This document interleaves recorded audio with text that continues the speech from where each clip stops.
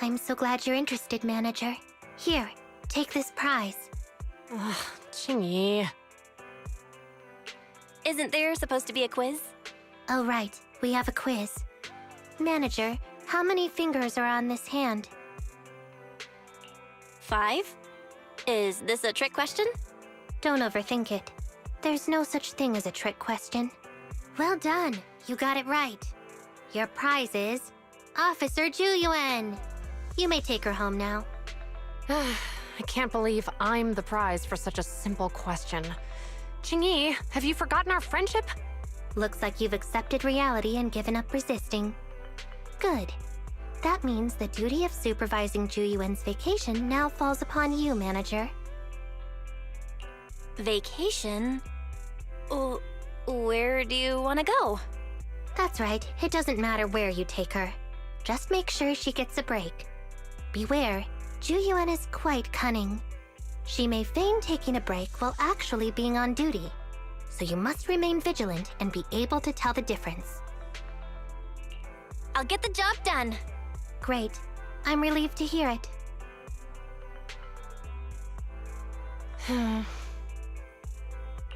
So, where would you like to go, Zhu Yuan? How about 6th Street? You're not secretly trying to patrol there, are you? Not at all.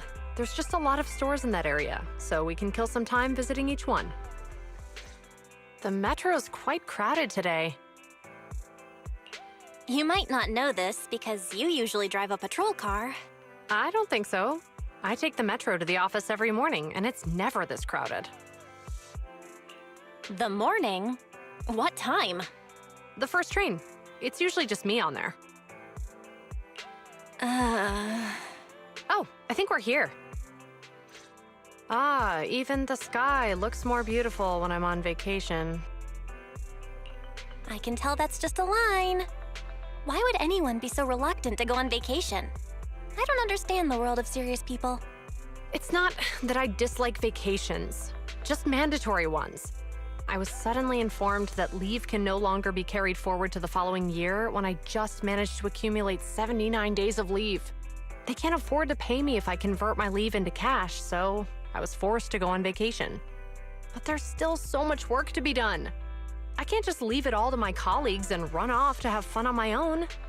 I have no choice but to take a break for a couple of days. Ugh! All my plans have been disrupted! You must be lying. No one who actually wants to take a break can manage to save up 79 days of leave. I bet you never even planned to use any of it. I was planning to take a short break after getting through this hectic period. Manager, please don't give me the stare of justice. Fine. I promise I'll rest properly today under your supervision. It never occurred to me how excellent the location of this cafe was. You mean Tin Master has a great eye for prime real estate? No, I mean, this location is strategically important as it overlooks the roads in both horizontal and vertical directions. When an emergency arises, I can basically keep the entirety of 6th Street under my supervision by positioning myself here. It's a shame that the windows and doors are all glass. They need to be reinforced with bulletproof materials first. What kind of emergency do you have on your mind? An ethereal crisis? Or a new Eridu defense war? Where should I place my camera? You're using that stare of justice on me again. Oh, sorry. Old habits die hard. Oh, 6th Street is a really great place. What was the name of the store we walked past just now? 404 Error? It seems to be perfectly built to withstand air attacks and can also be used as a shelter when certain natural disasters strike. What now? An alien invasion? An ice age apocalypse? Can you at least try to maintain a more positive outlook for our city? We can never be too prepared for emergencies. I know. Vacation. I'm sorry. It's just work habits, you know? You have a couple of your own too, right? At most, I just get cranky when I can't remember which movies a certain actor appeared in. It's nothing compared to you. You even managed to discover the secret relationship between Madame Wong and Mr. Bot just by observing their drying racks while passing by. That's TMI! How am I going to face Madame Wong and Mr. Butt now? By the way, the location of your store actually rivals Tin Master's. Although, the foot traffic here might not top that of the cafe. The 2 exits on the adjacent streets lead to 4 different directions, and there's also a parking lot. And this place is relatively quiet in this bustling city. It's a perfect place to stage a ruse to confuse your enemies so you can operate in shadows.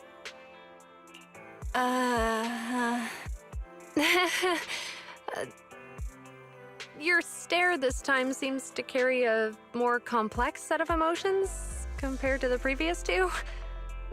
My apologies. Please, play the movie. I promise I'll do nothing but enjoy my vacation this time. Oh, this hairstyle is quite flashy. Isn't this usually the kind of style that delinquents go for? Well, the protagonist is a middle-aged man who doesn't exactly go by the book. But in a movie like this, the flashier the hairstyle, the better. Huh? Why's that? As long as the protag makes his entrance with that bizarre hairstyle, the story can then develop in a million possible ways. As for that middle-aged man, he could be someone who likes to make wild guesses about the case, someone who is bullied by spoiled brats, or even someone who loses his memory 365 times a year. Anything feels possible. Manager, were you doling out spoilers just now? Oops.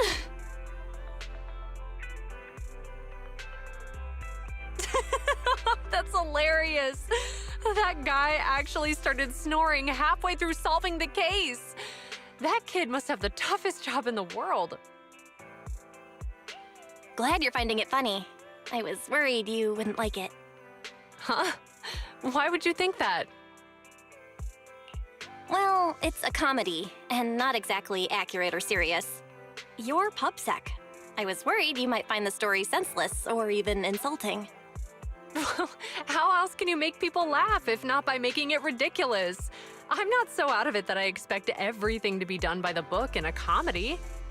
Besides, I've actually gained a lot of inspiration from it. In this episode, the culprit cleaned the scene very thoroughly in an attempt to cover up his wrongdoing. He did manage to get rid of the evidence, but it wasn't enough to cover his tracks completely. Huh? Why not? Anyone who checked his utility bills would have noticed something was off. With the amount of cleaning he did, his water usage would be unusually high. We public security officers would have focused our investigation on the family members of the victim first, instead of immediately treating it as a missing person case. I'd never have thought of that. You're amazing. No, it's not about us being particularly skilled. The crime itself is just inherently flawed. Evil never goes unnoticed in this world, and the more sophisticated the deception, the easier it is to uncover. The stronger the order established by public security, the more resilient we become against crime. That's the purpose of having a routine. Anyway, my time here was well spent watching such an intriguing movie. I'll recommend this place to my colleagues. You do have a wide array of vintage videotape players of different models at your store, right? Yes, and we have a pretty comprehensive collection. Here's the thing. We've recently seized a batch of vintage videotapes with all their covers torn off. Those videotapes can only be played on a player of a niche and ancient model. Public security doesn't have that kind of player.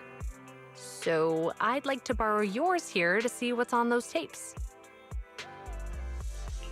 A niche player has to be used, and the videotapes are all without covers. They're probably that kind of videotape. What kind? It's, you know, that kind. Wait, what's going on? Why are you beating around the bush? Are you under some sort of NDA? Forget it. I'll just show it to you. Don't say I didn't warn you.